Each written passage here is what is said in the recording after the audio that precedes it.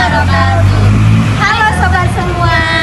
Perkenalkan, kami dari kelompok 1 mata kuliah Strategi Pembelajaran Psikologi. Di sini kami akan menampilkan video mengenai model belajar discovery learning dengan beranggotakan saya sendiri Nadia Marda dengan NIM 2205861 dan saya Windy Mardiani dengan NIM 2205811 dan saya Afiana Azura dengan NIM 2205821 dan saya Siti Budiman dengan NIM 2205814.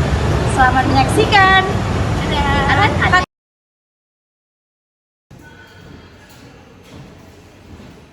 Bagaimana kabarnya sekalian?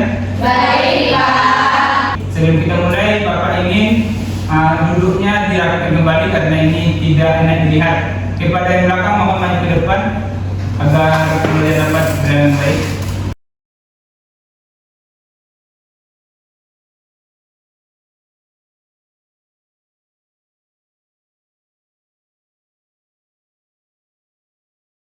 Baik, kita absen dulu ya.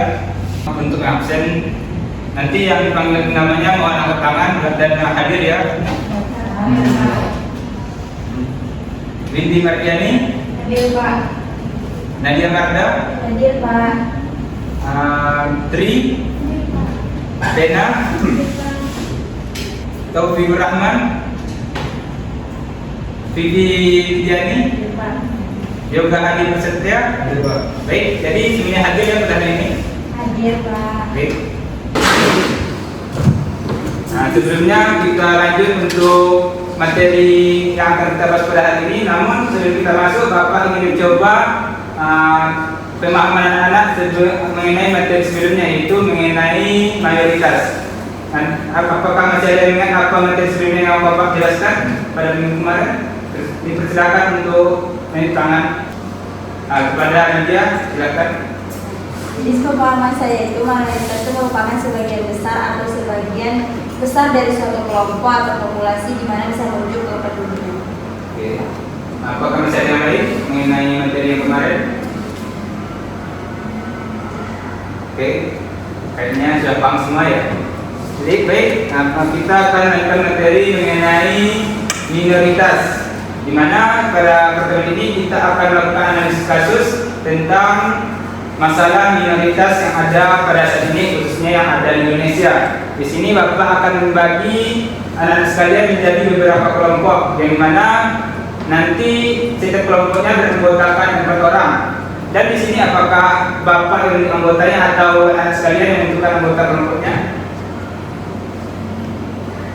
Bapak yang menentukan. Ini mulai berhitung dari 1 sampai 4 dan kemudian diulang lagi dari 1 sampai 4 ya anak sekalian. Iya, Pak. 1, 2, 3, 4, 1, 2, 3, 4, 1, 2, 4, 1.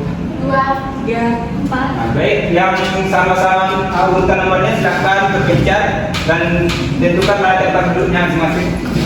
Baik, Pak. Ya.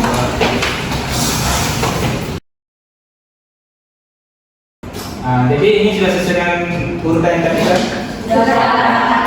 Di sini Bapak sudah menentukan apa saja topik yang harus dicari dan pemimpin apa saja nanti yang ada di laporan atau hasil studi anak sekalian.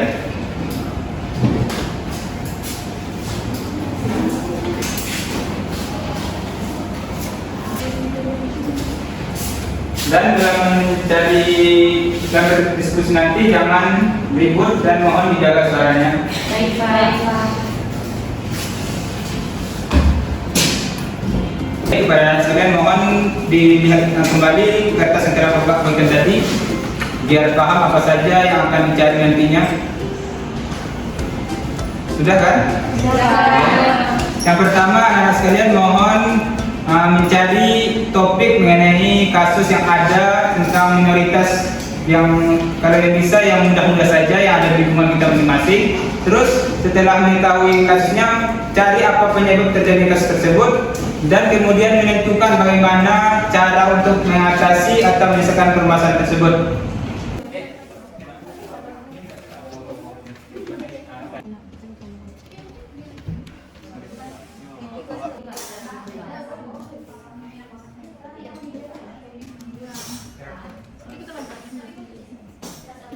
Baik, anak sekalian, waktu diskusinya sudah berakhir. kepada kelompok yang ingin pertama kali menyampaikan diskusinya silakan. Oke, kepada kelompok Didi silakan.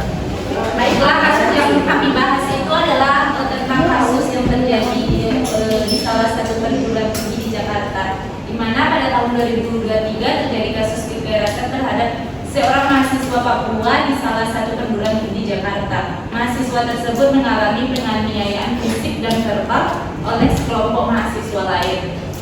Penyebabnya karena faktor rasisme dan diskriminasi terhadap masyarakat Papua. Masyarakat Papua sering dianggap sebagai kelompok minoritas yang berbeda dari kelompok mayoritas di Indonesia. Solusinya adalah diperlukan upaya-upaya untuk meningkatkan toleransi dan pemahaman antar kelompok baik mayoritas maupun minoritas. Baik, kelompok lain yang menyampaikan hasil diskusinya silakan. Oke, kepada kelompok Dinas silakan. Jadi kasus yang kami ambil adalah kasus keluarga Slamet yang ditolak tinggal di Bantul. Dia ditolak bersama istri dan kedua anaknya tinggal di desa Dusun Karet namanya, karena yaitu beragama Katolik, bukan karena Islam. Karena di desa tersebut ada surat keputusan yang berisi tentang bahwa pendatang baru di desa Karet itu harus beragama Islam. Selain dari agama Islam tersebut tidak boleh tinggal atau menempati dusun tersebut. Solusinya seharusnya dusun Karet tersebut harus lebih toleransi terhadap perbedaan agama. Baik, dari analisis yang telah disampaikan oleh kedua kelompok tadi dapat kita pahami bahwa minoritas ini merupakan bentuk dari sebuah kelompok di dalam masyarakat yang memiliki dominan lebih kecil dari yang lainnya, sehingga hal ini menyebabkan timbulnya intoleransi antara kelompok masyarakat yang menimbulkan permasalahan di dalam masyarakat.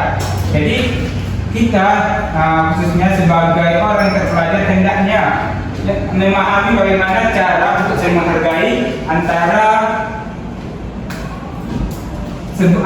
kelompok dengan kelompok yang lain, khususnya itu mengenai kelompok. Apabila kita menjadi mayoritas di sebuah daerah, maka kita harus mampu untuk menghargai kelompok yang lainnya supaya tetap terjaga kerukunan antar kelompok. Baik, mungkin apakah masih ada pertanyaan dari anak sekalian yang belum mengerti mengenai materi kita pada hari ini? Dipersilakan.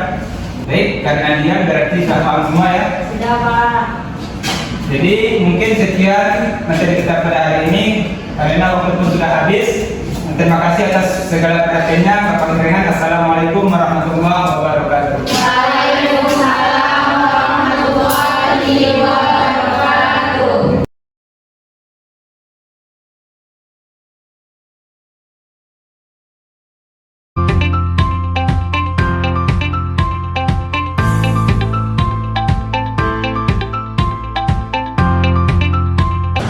Sekian penampilan video dari kelompok kami. Thanks for watching. Dadah.